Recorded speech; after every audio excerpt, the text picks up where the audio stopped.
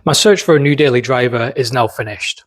Last week I picked up a new to me Tesla Model 3. It had 38,000 miles on it, one order from new, and it's an ex-Lease car.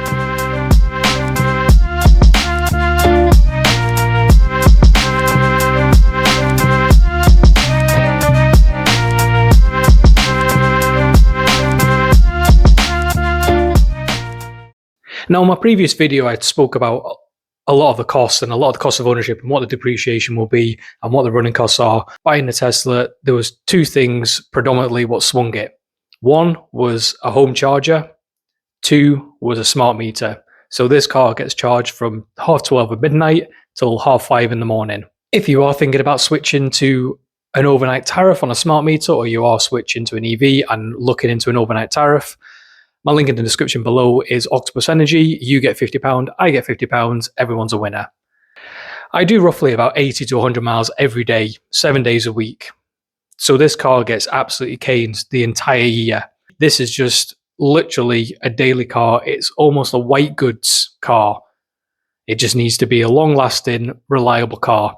And from what I've seen in the States, what I'm seeing on taxis and Uber, the Tesla Model 3 has proven to be very reliable. Now, it's early days in terms of the 2020, the 2019. It's not that old really, but the longevity is there. RSEV runs a Tesla Model 3 with 220,000 miles. Car Gurus runs an EV, a Tesla Model 3 with 188,000 miles. So there's a lot of cars out there what are doing big mileage. I live with the car now for just over a week, and in that week, I've done about 1,000 miles. Quite a lot of them will come in from the south to pick it up, to take it home again. I had to use a supercharging network, charge in Gretna, charge in Dundee, only charging Gretna for like 20 minutes, and then charged in Dundee for another 10 minutes. So it wasn't really a chore to do a distance in an EV. There's no point in recording things like this because it is literally just a car going from A to B. It can do it. It's got a supercharging network. It's not difficult. Well, it's a lovely day up in Scotland. I've just been for a run, so I might be slightly sweaty while I'm doing this, but I thought I'd just maybe take a quick film. I've had this Model 3 now for just under a week. Done about 1,000 miles in it. Obviously coming back from where I picked it up. Down in Preston was about 350 to 370 miles away. So the majority of my driving so far has been quite distance driving. Most of my driving day to day though is just about 70 to 80 miles. Which is ideal for something like this. It just absolutely eats it up. But it's just such a chilled out place to be. There's no sense of urgency. Although the car's got such a good amount of power, and certainly more power than what I've had for quite a long time, you just don't feel like you need to use it very often. And the one pedal driving is just brilliant. You barely need to touch the actual friction brakes at all. It just makes for a very relaxing time. Touchscreen, it's a lot bigger actually than the Fermento was, so it's a lot easier to use. And the actual interface as well with the touchscreen is really, really good. Going into the 30 mile an hour zone then, you can see both signs on the screen. And a lot of car reviews, you don't really get a sense of appreciation how close the screen actually is. And even coming out to the junction, still not used the brakes yet.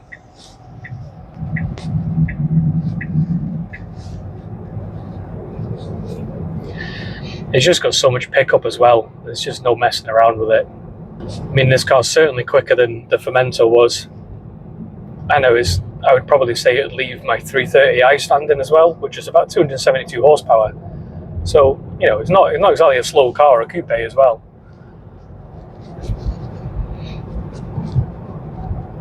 Into the national speed limit here, foot down. And I tell you what, for being the Standard Range Plus, I just don't see you need any more power than that. That is almost nauseatingly quick. So things what I don't like in the cabin, definitely the steering wheel. It's very fat. I don't know if any reviewers have mentioned it before, but I don't see it very as a driver's steering wheel. I always have my hands like this with my thumbs like this, sort of a 10 and 2 position. And it just doesn't really feel very good. It's quite slippy as well. I mean, I've just been for a run, so maybe I'm a little bit sweatier, but it's quite slippy. There's nowhere for your thumbs to really indent into. But a minor gripe. I actually don't mind the twizzy things, the knobs on the steering wheel. I think they work quite well, especially with the wipers. You just tap once and then just flick up. It's, for me, it's as easy as having a stalk, a dedicated stalk for the wipers. One thing I'm a little bit on the fence about is the premium connectivity. I've got a month's free trial of it at the minute. I believe it's $9.99 a month. Turn my aircon down a little bit, I'm getting a little bit cold. I believe it's $9.99 a month. It gives you some fancy maps, but I've actually found, living in rural Scotland, these maps don't load very often. So I'm basically paying, or going to be paying $9.99 a month for nothing to load up. And I may just use my actual phone for a hotspot. So I'm not too sure about that yet. I'll give it a month, obviously, with the trial, see how I get along with it. There's a lot of people said there's a lot of road noise, and I did actually notice a little bit of road noise on the motorway driving back up on the M6 and on the M74. You know, doing 70 miles per hour on the open road. It was a little bit noisier than the Fermenter was, but then I'll just go and drive my Land Rover Defender and realise how quiet this car actually is. So the comparison between my Defender and this is just basically night and day. Now, you know, stuck behind a few camper vans. It is summer after all in Scotland, so we do get quite a lot of camper vans up here. Not complaining, just chilling out. Tourists are good for the economy and all that. But yeah, 50 mile an hour. Most of my driving is basically 50 to 60 mile per hour on the roads. On the roads where I drive. So it's not as if I'm in a rush to go anywhere either. Just enjoying the countryside, enjoying the roads.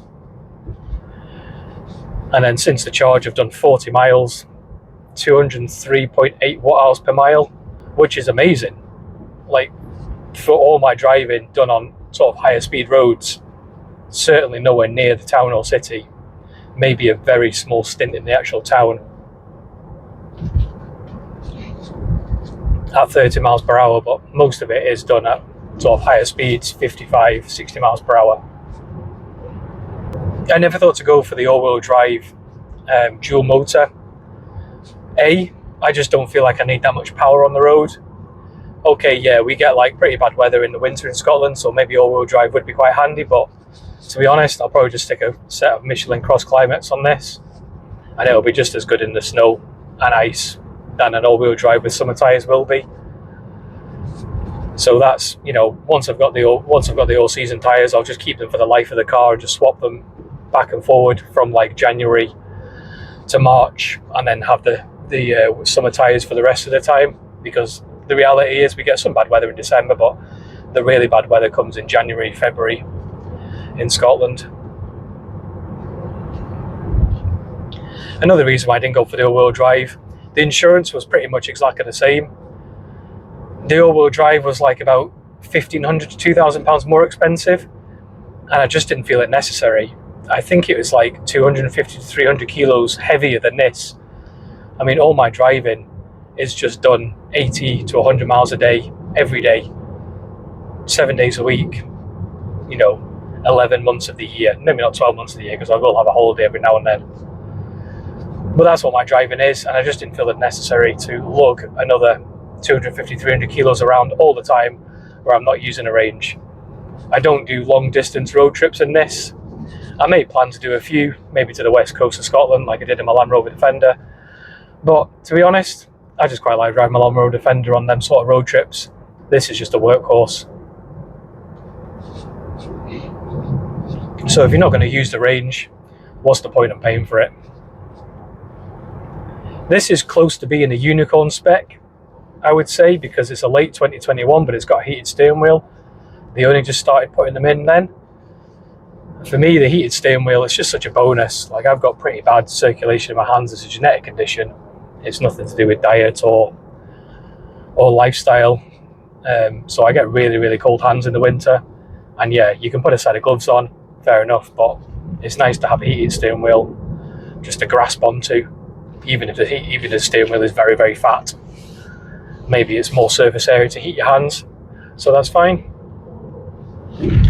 But it's just a really relaxing place to be. I do quite like it.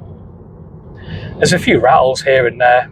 You know, it is an older car now, 2021, 40,000 miles or 39,000 miles. So I do expect a few squeaks and rattles. There is one thing on the steering wheel what's wrinkled a little bit. It's still in warranty for another 2 months from Tesla on the car itself. So that'll be 4 years, 50,000 miles. So it is still in warranty. So I'm going to get Tesla to try and sort this out, because I believe they are covered under warranty. Turn my aircon down again. But yeah, after only a week of living with a touchscreen, you know, I may have done 1,000 miles, totally used to it. It took me maybe 10 miles to get used to having nothing in front of me. And then I've actually gone into the settings and I've made the text bigger.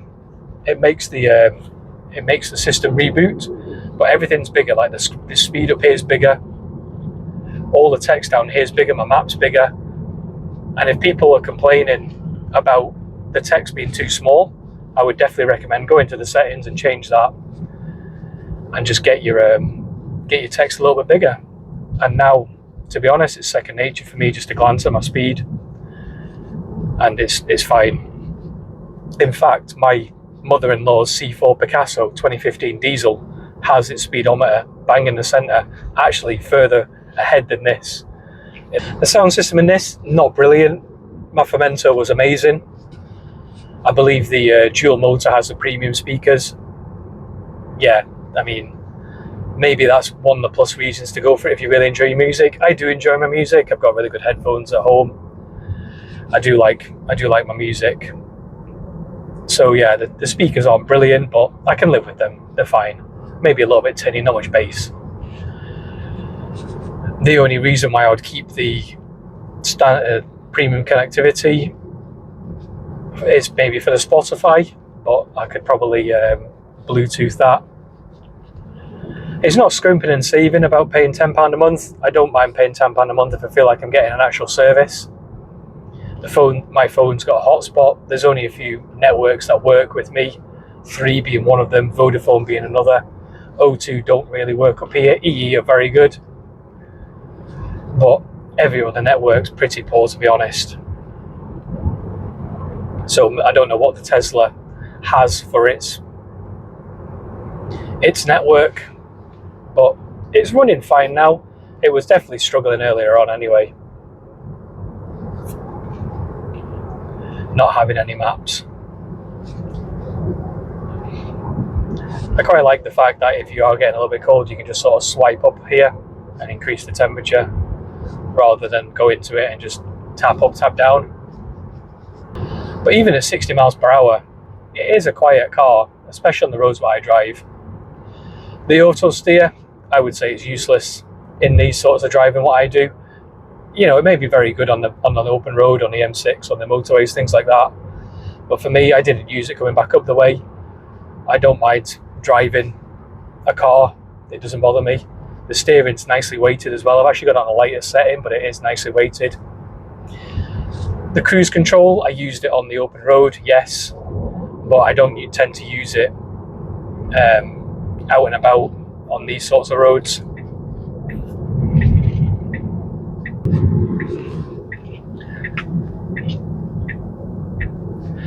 It's just got so much shove from the actual get off on the motor, on the actual roundabouts, from a standstill.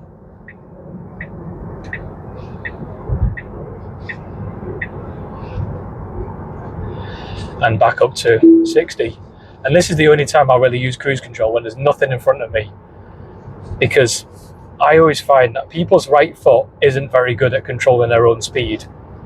I'm not quite sure what this car's doing. It's sending it from absolutely miles back. Yeah, it's fine, it's pulled in. People's right foot tends to be pretty poor, and being like stuck behind a car what's constantly varying speeds, it's almost like having a learner driver drive my car. You know, it's constantly braking, it's accelerating, it's braking, accelerating. I would sooner then take over the actual driving of the car and then judge the speed myself, because I can do it much better than the car can. But now on the open road, 60 mile an hour on the cruise control, really easy driving. And this is what my driving is like. I'm never in a rush to go anywhere. I'm always at 60 when I can, or the speed limit, whatever. and I'm just chilling out. I have no reason to be in a rush. The actual mirrors as well, I quite like the mirrors either side. I'd really like this blind spot monitoring. I think it's really good, it's really well worked. If you do indicate into something in your blind spot when I was in the motorway, it highlights this in red, which is really good. The one mirror what I don't like is the center mirror. I like it in the daytime, it's actually really clear. The actual the bezel itself around the mirror, almost like nothing, and it just looks really sleek. It really fits well with the interior of this car. But at night time, it doesn't auto dim very well, and I get absolutely dazzled from any car behind me, especially if it's sitting too close to my back bumper. It really dazzles me. I just wish it had a flick here, like a normal car does, just to flick it. But I mean, to be fair to the Tesla, my Fomento also had an auto dimming rear mirror, which was also rubbish. So it's just the way the modern cars are going now. They have an auto dim rear mirror, which doesn't really work very well. Now, coming up to this car in front, I would personally start slowing down, but the car obviously hasn't. The car has seen it. But I'm just going to tap the brake, take off the cruise control and take over myself, because I feel like I can judge the hill better for economy-wise anyway.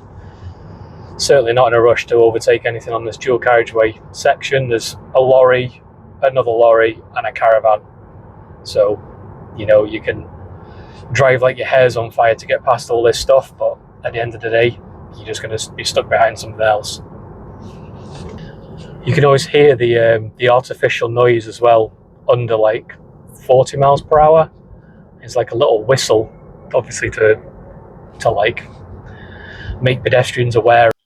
And my Model 3 was £16,695. I think this is a brilliant price. My budget was 16, but I had a little bit of leeway to stretch about £500. So I thought it was a strict 16 grand budget. While I was looking on the last cars, I was willing to stretch it for the right car. Now, obviously, Tesla is a, how should I put it, Marmite brand. It doesn't really matter. For me, it is literally just a car. I don't care about anything else what goes on in the news. It's a car that goes A to B and it's cheap to run. And it's actually quite nice to drive. It's nice and quick as well, which is what I kind of want in a car. The insurance group, I get it. A lot of people get put off with the insurance group. And if those who don't know, I also own a Land Rover 2.5 litre diesel TD5 2005 and also a Ford Ranger 2.2 litre diesel 2013, both which get used quite often. The Ford Ranger gets used to tow horses. The Land Rover gets used for road trips and just for my kind of weekend car, fun car. Instead of a sports car, for some reason, I have a Land Rover. Go figure.